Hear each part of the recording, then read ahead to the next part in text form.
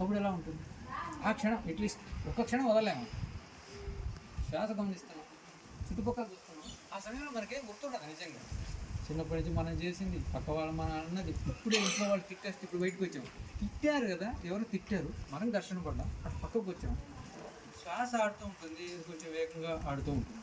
లోపల కూడా కొంచెం ఊగినట్టుగా భావోద్వేగంలో బాడీలో కూడా కొంచెం చమాలు ఉంటాయి, కానీ మనసులో గుర్తుండదు. ఒక్కొక్కసారి గుర్తుంటుంది, ఒక్కొక్కసారి ఆ గుర్తుండనటువంటి క్షణమే నిజమైన నేను. ఆ గుర్తున్నటువంటి క్షణం అబద్ధమైన నేను. ఈ అబద్ధమైన నేనే శ్రీధర్బాబు. ఇది క్షణక్షణం జరుగుతూనే ఉంటుంది, కానీ మనము ఆ గుర్తుండనటువంటి క్షణాన్ని పట్టుకో, ఈ గుర్తున్న క్షణాన్ని మాత్రం పట్టుకుంటుంటాం. ఎంతవరకు దాన్ని పోగు చేసుకుంటుంటాం, దాన్ని అటాచ్ చేసేస్తుంటాం. చిన్నప్పుడు వీలున్నంత వరకు అటాచ్ చేస్తుంటాం. మన ఉద్దేశం ఏంటంటే దాన్ని పోగొట్టుకుంటే మనల్ని పోగొట్టుకున్నామేమో అని బాధ. నిజంగా దాన్ని పట్టుకుంటేనే మన నిజమైన నేను మనం పోగొట్టుకున్నట్లే. కాబట్టి దాన్ని వదిలేయాలి. ఎంతసేపు నువ్వు వదిలేస్తావో అంతసేపు నువ్వు ప్రశాంతంగా, ఎంతసేపు పట్టుకుంటావో అంతసేపు నువ్వు బాధ. ఎవరన్నా తిట్టారు కాబట్టి ఏంటంటే ఆ పట్టుకోకుండా దాన్ని కానీ మనం వదలడంగా నేర్చుకున్నామంటే ఆ వదిలిన క్షణమే నిజమైన ధ్యానం. పట్టుకున్నామంటే జోక్యం చేసుకున్నాం, వదిలేసామంటే జోక్యం చేసుకున్నాం. మనం పట్టుకుంటున్నా, తిట్టుకుంటున్నా, అరుచుకుంటున్నా, ఏం చేస్తున్నా కూడా మనం దాంట్లో జోక్యం చేసుకుంటున్నట్లే. అలా జోక్యం చేసుకోకుండా ఉన్నామంటే సాక్షిగా ఉన్నట్లే, ఎరుపుగా ఉంది, అది మన నిజస్వరూపం. కాబట్టి అలా పట్టించుకోకుండా ఏం జరిగినా కూడా, అంటే పూర్తిగా పట్టించుకోవద్దని కాదు, పూర్తిగా పట్టించుకోకుండా మనం ఉండలేంగా, అదే యోగనిగా. కానీ కొన్ని క్షణాలు, రోజుకు 5 నిమిషాలు, 5 నిమిషాలు అంటే ఎన్నో క్షణాలు కలిపితే కానీ 5 నిమిషాలు కాదు, ఎన్నో క్షణాలు, ఎన్నో నిమిషాలు కలిపితే కానీ 24 గంటలు ఒక రోజు కాదు. కానీ మనకి 24 గంటలు తెలియకుండా వెళ్ళిపోతుంది. ఒక్కరోజు ఒక పెద్ద ఇంట్లో సంఘర్షణ ఏదో జరిగింది, దాని గురించి ఆలోచిస్తాం, బాధపడతాం, దాంతోనే ఆ రోజు గడిచిపోతాం. ఒక్కొక్కసారి కొన్ని వారాలు కూడా గడిచిపోతాయి. కొన్ని క్షణాలను ఏమి ఆలోచించుకుని ఉండలేము. ఆ క్షణాలే మనకు నిజంగా పవిత్రమైనది మన జీవితం.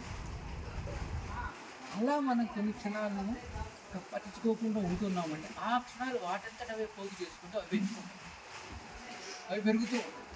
అవి పెరుగుతూ ఉన్నాయంటే మన నిజ స్వరూపంలో మనం ఉండడం అనేది పెరుగుతూ.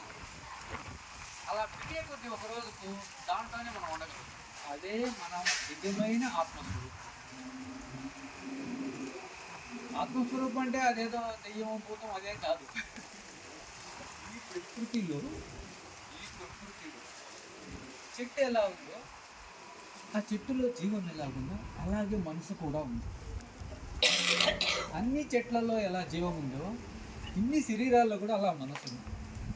స్వచ్ఛంగా వాటిలో మనం ఏదైనా అనుభూతులు కానీ, అనుభవాలు కానీ, బాంధవ్యాలను కానీ, కోపాన్ని కానీ, ఉద్వేగాన్ని అటాచ్ చేయకుండా ఉంటే అది అంతటా ఒకే రకంగా, అందరిలో ఒకే రకం. ఎప్పుడైతే అటాచ్ చేస్తాం వాటిని వేరువేరుగా, ఆ వేరువేరుగా ఉన్నదాన్ని మనం తొలగించడమే జోక్యం చేసుకోకుండా ఉండడం. మనం తొలగించడం తీసి అవతల పడేయాల్సిన అవసరం, జోక్యం చేసుకోకుంటే చాలు, పట్టించుకోకుంటే చాలు. కొన్ని క్షణాలు అన్న నిద్ర లేచేటప్పుడు గమనించారా? మనం నిద్ర లేస్తున్నాం, ఎలా జరుగుతుంది నిద్ర? పక్కన నిద్ర లేచి పక్కన నిన్న పప్పు చేశాం కదా, ఈరోజు అట్లా ఆలోచించాం కదా, అట్లా మాట్లాడాలి. కొంచెం టైం పడుతుంది, కొన్ని క్షణాలు టైం పడుతుంది. అసలు నేను అది ఒక గుర్తింపు రావడానికి కొంత టైం పడుతుంది. నిద్ర లేచేటప్పుడు, నిద్ర లేచిన తర్వాత అరే నేను గుర్తింపు రావడానికి, తర్వాత లేదా ఈ పనులను చేయడానికి, ఈ విధంగా ఏదో ఒక ఆలోచనలో అది అతుక్కోవడానికి కొంత సమయం పడుతుంది. ఈ మధ్యలో ఏం జరిగింది? ఆ మధ్యలోనే అసలు నిజమైన స్వరూపం, మన నిజమైన స్వరూపం. అంటే అప్పటికి ఏ ఆలోచన లేదు, నేనెవరనేది కూడా ఒక గుర్తింపు అనేది లేదు. నేనెవరంటే నేను శ్రీధర్ బాబునో లేదా ఫలానా వ్యక్తినో అనే గుర్తింపు కూడా లేదు. అంటే ఒక వ్యక్తి